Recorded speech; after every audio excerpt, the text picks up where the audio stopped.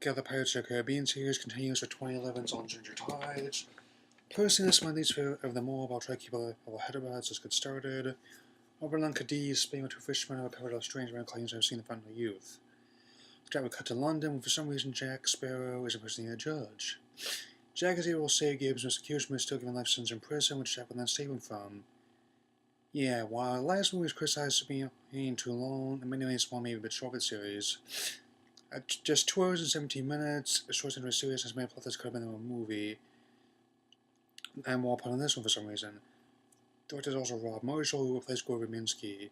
The Crown demands that Jack help find Fountain of Youth. Also, the King is the late Richard Griffiths, best known for people my age as introducing Harry Potter films. Also, other folks play Roger Allam, another one looks like Cornelius Fudge's actor. And Captain Barbossa, played again by Jeffrey Rush, is now a privateer and has lost his leg as well as a Black Pearl. Jack then vows to find the fountain before the Spanish do, and the states to escape on the streets of London. Jack even stealing some earrings from Judi Dench's small cameo role.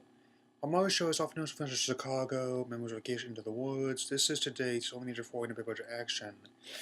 It is okay, but this may contribute to my overall feelings about the movie. After looting military, Jack meets with a straw played again by Keith Richards to get information about the tavern known as the Captain's Daughter. Jack ends up getting the information he needs, also clinching an old flame.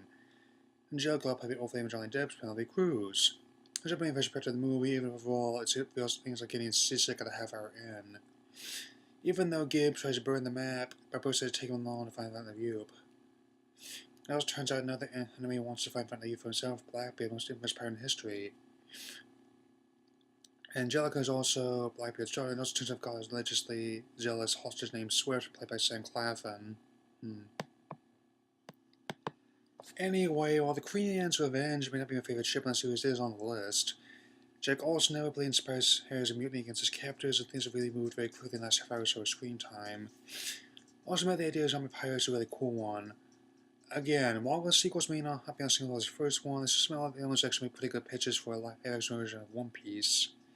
Still, the doors of the helm open and Blackbeard, while even exchange steps on the deck, demands everyone to provide immunity hang for what they've done. However, Angelica demands her father let Jack live, so needing to find the fountain. Jack's repartee of Blackbeard's probably one of my favorite parts of the movie, as well as Angelica. Still can never get really too into Swift's character. As we enter the second hour, we get the introduction to Killer Mermaids.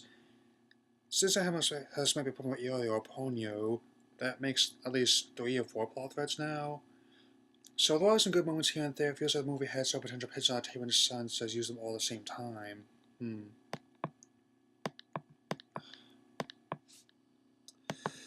Case in point, the mermaids are dragging some of the pirates they're doing with song, but the instant action seems highly incoherent. First, it was cut together in a single weekend, not something seen mid-studio release. The film continues along like this, so it's hard to get invested in the mystery as a side character. Don't get me wrong, I don't hate the character many others do, I just feel that Swift feels out of place in a Pirates of the Caribbean movie. I know I keep mentioning this, but the pacing of the movie just further illustrates the problems with the runtime. Sometimes sitting a lull, other times it feels like it's living along the old mountain doing M&Ms.